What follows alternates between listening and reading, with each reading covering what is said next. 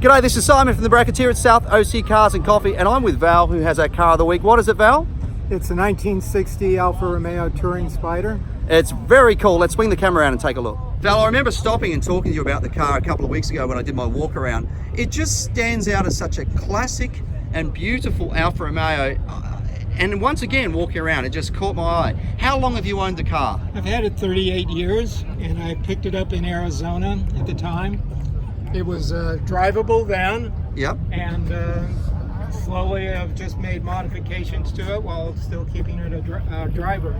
And the modifications, you were talking about it before we went on camera, there were things like you changed the roof to be more like the prototype, so it's a lower profile roof as opposed to being sort of more bubble. There's a couple of little things you did as well, like you mentioned the mirror and the lower profile tyres, but generally speaking, it's still very sympathetic to what the car was originally, which I really, really like. So what was the condition of the car when you bought it? Had a rather lousy looking paint job, kind of a vinyl top on it. And standard tires and wheels, etc. Right, and so these, I mean, the wheels to me look like this is what they should have come with. Are they from an equivalent other Alfa Romeo? The tire itself is original. Only a wider rim has been welded onto it. Right. Oh, it's just I love. And there's another modification you mentioned that I love that vertical dual exhaust. It looks so nice. There are a lot of classic cars from this era. One that comes to mind, of course, is Ferraris of this era. This is it's sympathetic to the old Ferraris. It looks very similar to the old BMWs. It's just, I mean, the lines are really, really stately. If you would, please just go and pop the hood, because I want to see, and I'll show what this beautiful Alfa Romeo engineering looks like. Look at the dash. It's so nicely painted and everything.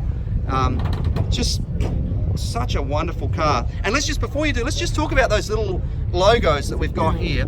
So the body was manufactured by Touring, which was one of the specialty body manufacturers back in Italy, along with Pininfarina, right, and Zagato, and just little subtleties. And there's that classic Alfa Romeo grill on that thing. So let's talk about the motor. Is this the original block that it came with? Original block. Everything there is original that it came with. The only thing that's been done is it's been bored out to be 2.2 liters, 3/4 race cams.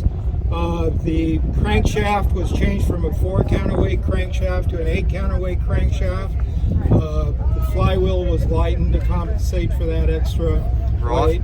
And it has Webers instead of the standard Solex. Yeah, the side drafts on it. I mean, such a beautiful looking engine. It's very reminiscent once again to the Ferraris of this era.